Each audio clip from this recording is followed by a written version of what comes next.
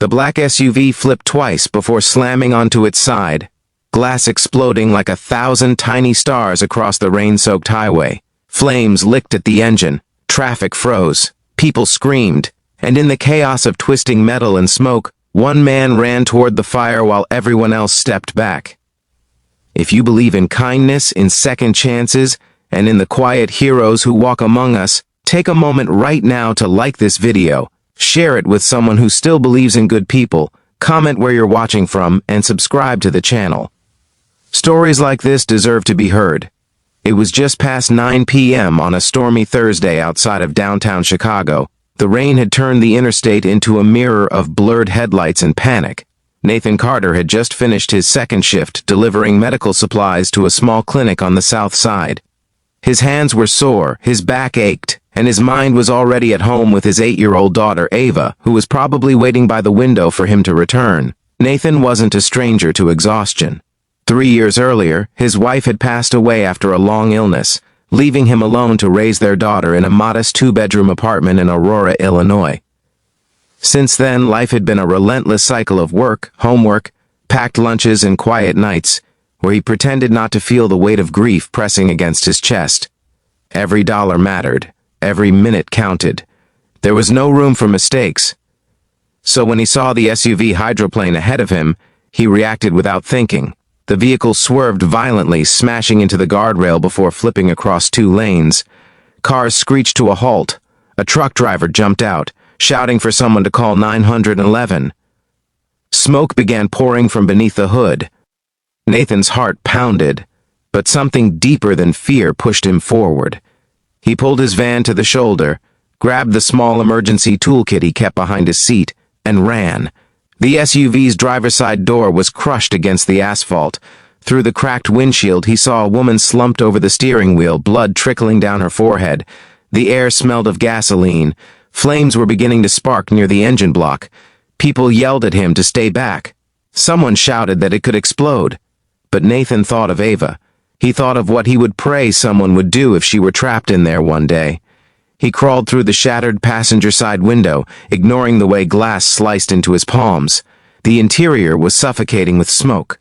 The woman was unconscious, her seatbelt jammed tight. He fumbled with the buckle, his fingers shaking, and when it refused to release, he used the small cutter from his toolkit to slice through the strap. The flames grew brighter outside. Heat pressed against his back. He wrapped his arms around the woman and dragged her across the broken console toward the window. She was heavier than she looked, her body limp and unresponsive. With the help of the truck driver who had rushed forward, Nathan pulled her free just seconds before the engine erupted into a roaring blaze. They collapsed onto the wet pavement as the SUV became a tower of fire behind them. Sirens wailed in the distance. Nathan's hands were bleeding. His jacket was scorched, but he barely noticed. Paramedics arrived and quickly surrounded the woman, placing an oxygen mask over her face and loading her onto a stretcher. Someone asked Nathan for his name. Another officer told him he needed to be checked for injuries. He shook his head. "I'm fine," he said quietly, though his arms trembled. As the ambulance doors closed, he caught a final glimpse of the woman's face. Even bruised and pale, there was something unmistakably powerful about her presence. He had no idea who she was. To him, she was simply someone's daughter, someone's mother, someone who deserved to live. The police tried to stop him for a statement, but the traffic was beginning to move again, and Nathan thought of Ava waiting at home. He gave a brief account, refused medical treatment, and slipped back into his van. Within minutes, he was just another pair of taillights disappearing into the rain. By morning, the entire country knew her name. Victoria Langford, the 42-year-old CEO of a billion-dollar tech company based in Chicago, had survived a near-fatal crash. News outlets replayed footage of the burning SUV on every channel. Headlines praised the mystery hero who had risked his life to pull her from the wreckage. But no one knew who he was. Victoria woke up 2 days later in a private hospital room overlooking Lake Michigan. Her ribs were cracked, her shoulder dislocated, her forehead stitched. The doctors told her she was lucky. Another 30 seconds in that vehicle, and she would have been gone. She remembered the rain, the sudden loss of control, then darkness. But she also remembered something else. Strong arms, the smell of smoke, a voice telling her she was going to be okay. As the days passed, Victoria became obsessed with finding the man who had saved her. Her company's security team reviewed traffic cameras. News stations aired public appeals. A reward was announced, $10,000 for information leading to the hero. Nathan saw the news while eating breakfast with Ava. She pointed excitedly at the television, her cereal spoon frozen midair. "Daddy, that's the lady you saved," she said, eyes wide with pride. Nathan forced a small smile. He hadn't told anyone except Ava. He didn't want attention, he didn't want interviews, he didn't want money. He just wanted his quiet life. He changed the channel, but the world had other plans. A week later, a police officer knocked on his apartment door. Nathan's heart raced as he opened it, Ava peeking from behind him. They had identified his van through highway camera footage. Victoria wanted to meet him. The meeting took place in the hospital garden, beneath blooming spring magnolias. Nathan wore his only suit, slightly too big at the shoulders. Ava held his hand tightly. Victoria stood slowly when she saw him, still bruised but steady on her feet. Tears filled her eyes before she even reached him. For a long moment, neither of them spoke. The noise of the city faded into the background. Finally, she wrapped her arms around him. It wasn't the embrace of a CEO, it was the embrace of someone who had been given back her life. Nathan felt uncomfortable with the attention, the cameras discreetly positioned at a distance, the executives watching respectfully. He hadn't done it for recognition. He had done it because it was right. Victoria later learned about his life, the 2 jobs, the late nights, the medical bills from his wife's illness, the way he never asked for help. Weeks turned into months. Nathan returned to his routine, school drop-offs, deliveries, bedtime stories. He thought the chapter was closed.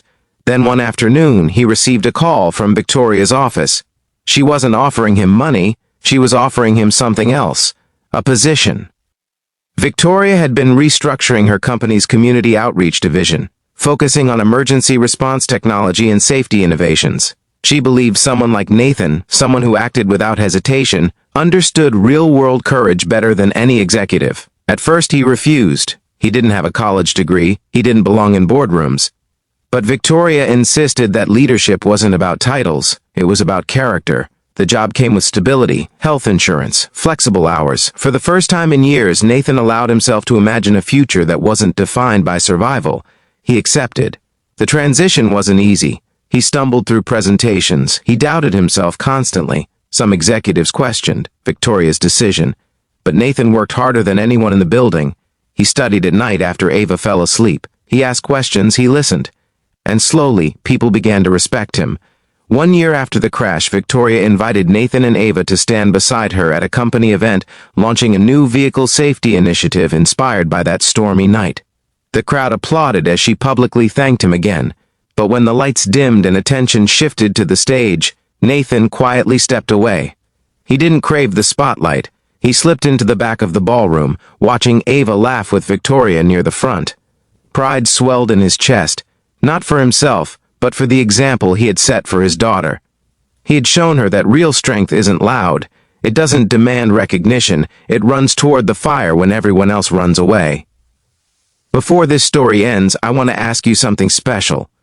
Please comment the word hero below if you believe ordinary people can do extraordinary things. Years later, when reporters asked Victoria what changed her life most, she never spoke about the crash itself. She spoke about the man who disappeared into the rain after saving her, expecting nothing in return. Nathan never saw himself as a hero. He was just a father who hoped the world would show his daughter the same mercy he tried to show others. And maybe that's what makes this story unforgettable. If this story touched your heart even a little, please like this video, share it with someone who needs hope today, and subscribe for more stories that remind us humanity is still alive. Your support helps keep these stories going. Because sometimes, the greatest heroes are the ones who save a life, and then quietly fade into the crowd without a word.